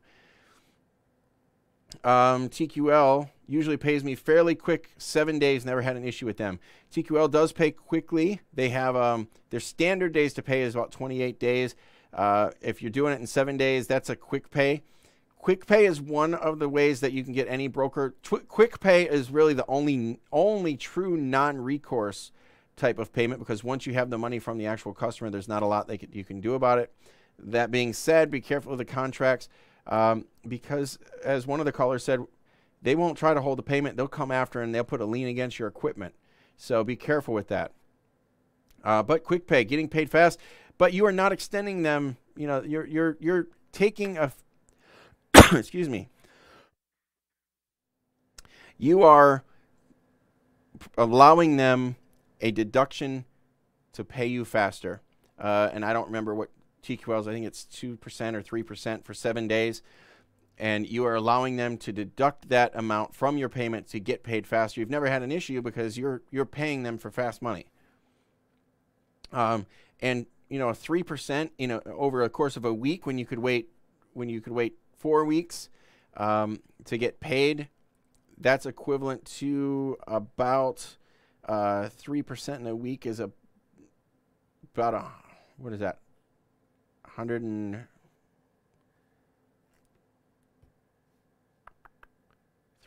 over a month works out to about 28% or so interest, because it's a week. If it was literally like same day, it'd be about 36. So quick math in my head, 28% interest is what that would work out to be.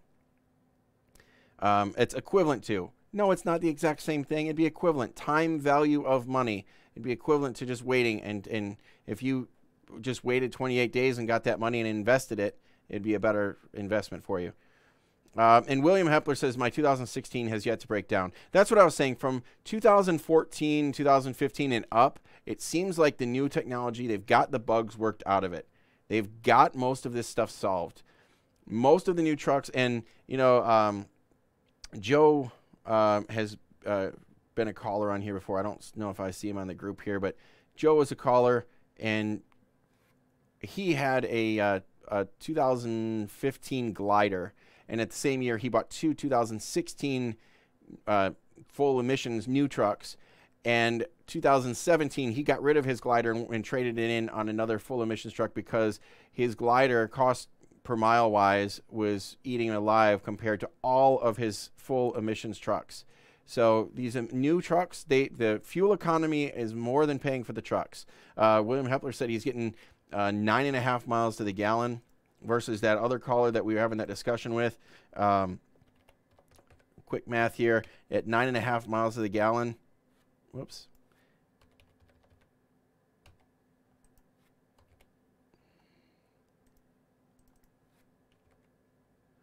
Well,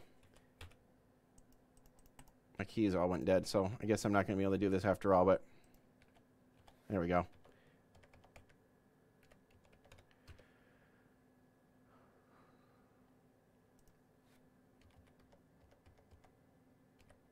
At 9.5 miles to the gallon, you're 13,000 gallons versus 20,000 gallons at 6.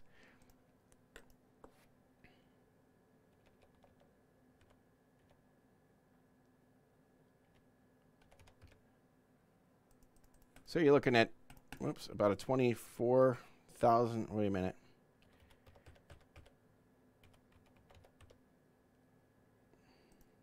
$120,000 divided by 9.126 on the gallons versus the 20. So about 7,500 gallons.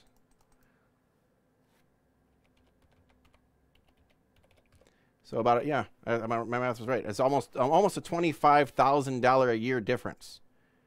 I had to run that a couple of times because I thought my math was wrong. $25,000 per year difference between a brand new truck and a 5.5 to 6 mile per gallon. I think that was a 6 mile per gallon average I just ran. Getting 6 miles per gallon, and you can get 9.5 by buying a new truck. $25,000 difference in fuel. It's hard to justify those old trucks. I don't care if they do go into the shop a couple of times. And of course, the glider, you might not get the full 9.5, but even if you get a mile and a half, maybe even 2, a glider is better than the non-aerodynamic brick.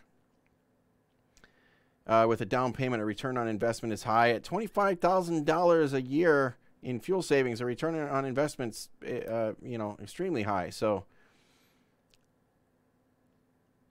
Ben says, yes, I agree with the caller. What I would save in fuel, and I'm watching the clock, guys, just so you know, it's 8:47 here on the East Coast. I'm going to go till 9 o'clock. We'll finish up these comments and see. Yes, I agree with the caller. What I would save in fuel, I would put in payments and noted longer downtime, and the new technology is not reliable and parts are not on the shelf. I agree. I will wait for the techno junk to get fixed, and after 4 years of data collection, a small increase of fuel versus all the extra bills of buying a new truck. A glider is starting at 100 or 80 to 120,000. The net would be from my research is so close it's not worth the bother and downtime. And at 25,000, the gliders are in the mid sevens. Even there, you're looking at $10,000-$15,000 difference in fuel. So it does pay the difference, especially if you're going to keep that truck long term. And we do have 4 or 5 years of information on these now. It looks like 2014s, 2015s. 2014 trucks were on the lots in 2013. Right now, it's January of 2018, I was able to go and spec a 2019 truck, and I could have had it by the end of February. So, the model year comes out a year ahead of time. So we've got about 5 years of research data that is showing that the new technology is pretty effective, and it's only getting better. 2015s and 16s are showing virtually zero shop time. I mean, they're better than they were 20 years ago on a percentage of time. A couple of people are asking about what program I was talking about. I was talking about TruckLogix, the TruckLogix software for accounting. One of the best that I've found. I'm going to start supporting them, even if they don't support me. I'm going to talk about their product. I'm hoping that I can get them on the team. So the integration to QuickBooks should show the history. The integration to QuickBooks is good. It would sync to QuickBooks if you ran it then. If you run it now, like if you only run your integration to QuickBooks, he's talking about the Mystic program. If you sync it to QuickBooks when you run the reports, it's correct. If you sync it to QuickBooks after, it's not correct. You have to sync it at that time. So if you only do it monthly or even longer, it may be incorrect. So you have to look at that.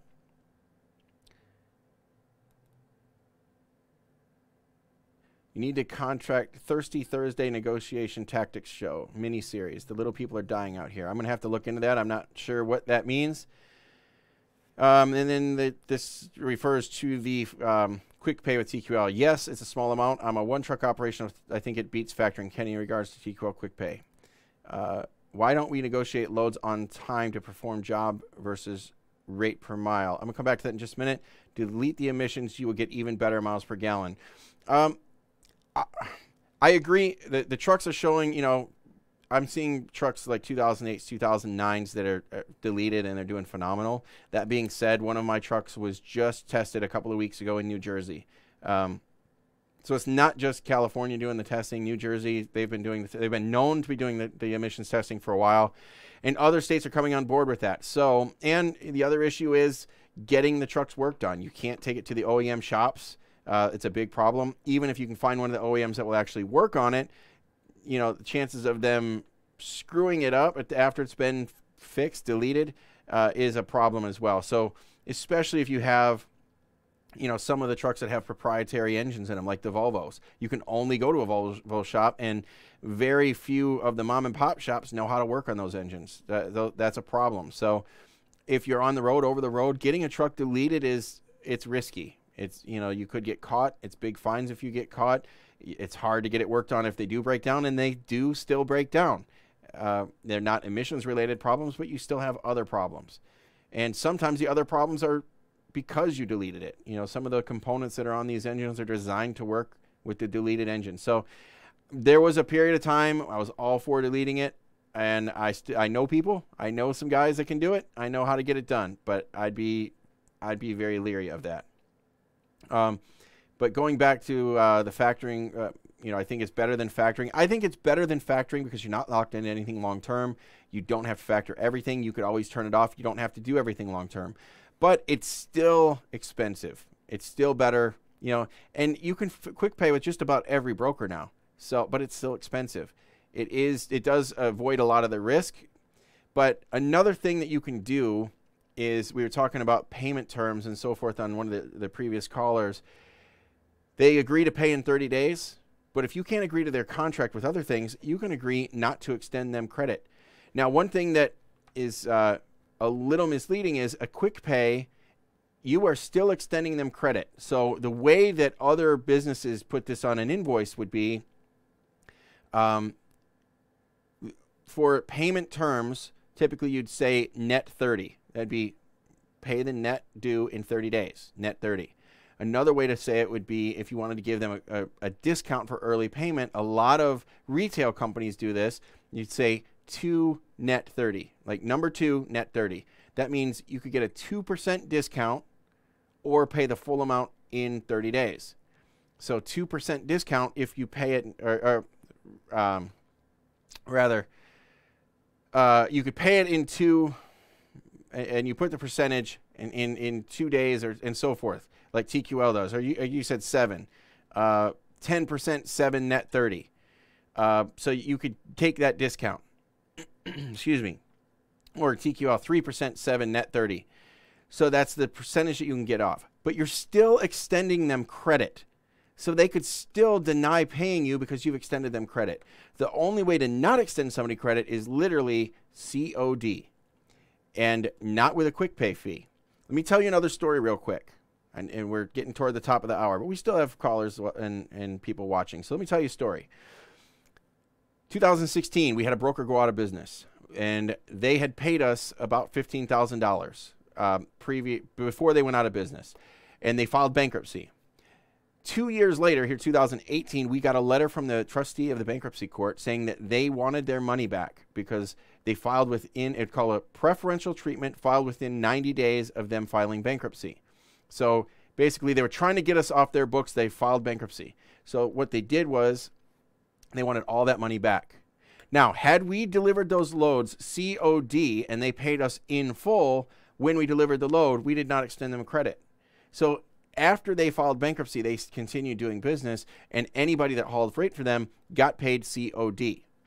But if you delivered a load and you took a quick pay, you still got paid same day, but you gave them a discount for early payment. That means early payment, they're paying your credit off early. You extended them credit. So you could still get an issue with that. So it's better not to extend them credit at all. And Kim says, I negotiate quick pay fees at no fee as often as I can. And really what you want to do is say, I'm not extending credit on this load. I would really like, payment in full upon delivery. And Doug agrees with what I was saying there. So, and then EPA is pushing the rules. It's just a title. Negotiation is hard to wrap one's head around. We all need help. You have a great take on the tax. I know I have to improve. Negotiation is huge. I said that I would talk about negotiation on every show. I didn't really talk about it much because I wanted to talk about the other end of this and trying to reduce expenses as often as possible. But, one of the big ones is ask, don't be afraid to ask. The only answer to a question you never ask is no. Okay, so payback with interest this week. I didn't do a show last week. I stiffed this last week. That's a good bit of information. So if you don't ask, the answer is no. So you can always ask for whatever you want. So this is a good negotiation tactic. If you want a certain dollar amount, ask for it, even if it sounds insane. I've got some new owner operators, and we had to tell them, look, you need to settle down. They're so excited. They are so excited. The freight market is phenomenal. They were on a mileage contract. They weren't making any money. They're out here in the open market. They are bouncing off the walls excited. I said, you have to settle down, because if you talk to brokers like that and you're just willing to take anything, they're going to give you whatever because you're just so excited it's not going to work for you. Settle down. And then they were so timid because they were afraid to ask for what they wanted. They were so used to making that $1.25 a mile or whatever this other company was making, and plus fuel surcharge, that the rates that they're able to get now, they're phenomenal. But I told them, you can ask for more. And, I could never ask for more than that. Why not? You want more, right? Oh, yeah, I would love to make this amount. Well, ask for that amount. Ask for what you want. Don't be afraid. Some people don't even know why they're asking for certain amounts, and they just blindly ask. I think you should have a basis for your numbers and be able to explain it, but ask for what you want and be able to back it up. Then the other thing, if you don't want to do a load, offer everything. Give an offer for everything. It's called the Japanese no. I talked about that a couple weeks ago as well. Even if it's a load you don't want, give them a number that you would do it for. It's $1 million. You tell them, I would do that for $1 million. And tell them just like that. It's a Japanese no, but at least you gave them an offer. A couple of our drivers throw that out there all the time. I really don't want to go up to Maine, but you give me, $5,000 on 500 miles, I'll do it. Okay. And they get it, and it was supposed to be a no. I'm not really doing it, but they do it, so, and then the third thing, and we're getting close to the top, and these are really just review from the past couple of weeks, is a technique called mirroring. People like to work with people they like, and people like themselves a lot. Everybody loves themselves, and you know it, right? Everybody loves themselves. So when you're talking to somebody that's exactly like you, you're going to want to work with them. So if you have somebody on the other end of the line that's a fast talker and wants to talk, you're going to listen. And when you respond, you're going to be a fast talker, and you're going to make sure that they know that you heard what they said. It's mirroring. Make sure that you respond in kind. When they talk to you, you respond the same way. When they're excited to talk to you, you're just as excited to talk to them. When they want to tell you stories about their kid's softball game, you're going to listen, and you're going to tell them about how much you love softball, because people like to work with people they like, and nobody likes anybody more than they like themselves. Everybody loves themselves. So with that, the other thing that you can use is always use their name. So Ben, when you call me, one of the first things I'm going to do is I am going to get your name. And Ben, you're going to tell me all about yourself, Ben. I love to hear your stories, Ben. And before I go, Ben, I'm just going to tell you, Ben, that you, Ben, are the best person that I have talked to all week. I really appreciate your call, Ben. Thank you for making these comments, Ben. You have stood out more than anybody else, Ben. Thank you so much, Ben. Because Ben likes to hear the word Ben. The sweetest sound in the world to Ben is Ben. So thank you very much, Ben. And I hope you call us again and you're in here next week again, Ben. So that being said, we are at the top of the hour. We're out of time. Thank you all for joining me. We're going to wrap it up tonight. Remember to dream big, aim high, strategize your plan, get out there and earn your success, because nobody's going to give it to you, and only you drive you. Dream, aim, strategize, and earn it. You drive you. Have a good night, everybody.